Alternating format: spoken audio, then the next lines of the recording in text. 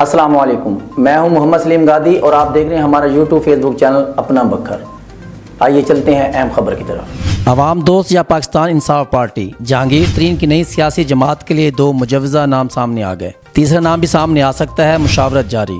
جہانگیر ترین نے legal team کو party registration کے لیے فوری اقدامات کا ٹاسک دے دیا۔ قانونی تقاضے پورے کرنے کے بعد الیکشن کمیشن کو درخواست دی جائے گی۔ مظفر گڑھ سے سابق ایم پی اے نیاز خان گشگوری، جھنگ سے یعقوب شیخ، جہانگیر ترین گروپ میں شامل میاں منظور وٹو، سابق وزیر اعظم آزاد کشمیر سردار تنویر الیاس کی بھی ملاقات۔ پاکستان تحریک انصاف کے سابق رہنما اور سینئر سیاستدان جہانگیر ترین کی نئی سیاسی جماعت کے لیے 2 مجوزہ نام سامنے آ گئے۔ جہانگیر ترین گروپ کی نئی سیاسی جماعت کے لیے عوام دوست پارٹی اور پاکستان انصاف پارٹی کے ناموں پر غور کیا جا رہا ہے، تاہم فی الحال اس حوالے سے حتمی فیصلہ نہیں ہوا۔ پاکستان تحریک انصاف کے سابق سینئر رہنما جہانگیر ترین 9 مئی کے واقعات کے بعد نئی پارٹی کے لیے سرگرم ہیں۔ اس کے لیے پی ٹی آئی چھوڑنے والوں سے بھی مسلسل رابطے کیے جا رہے ہیں۔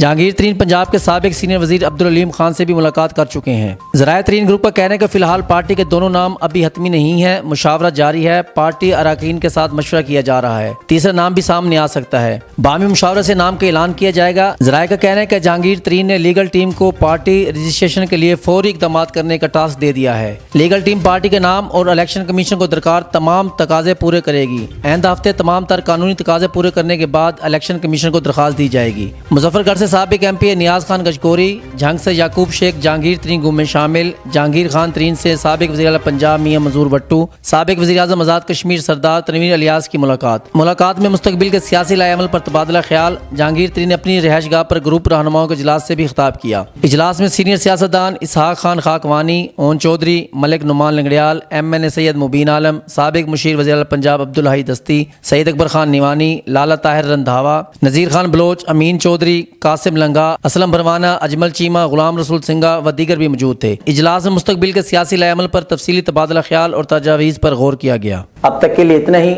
تو دیکھتے رہیے اپنا بکھر۔